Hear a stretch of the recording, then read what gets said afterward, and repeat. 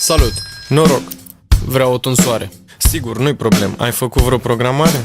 Nu, deloc. Dar sunt aici. Păi și ai venit încă doar așa ca să îmi zici? Am venit să mă tund. Și tu o faci. Auzi să moară mama, nu vrei mă să-ți dau din craci? Vreau să mă tunzi. Că ești frizer. Cracii tăi nu-mi plac, că sigur au păr pe el. Pe ele, Pe care? pe măta mare. Haide, ieși afară, că n-am chef de zile amare. Îți dau vreo 10 lei peste cât face tunsoarea. Îți dau eu 10 lei, doar să pleci să te văd valea. Bă, ce mă enervezi, zici că vrei să mori sărac.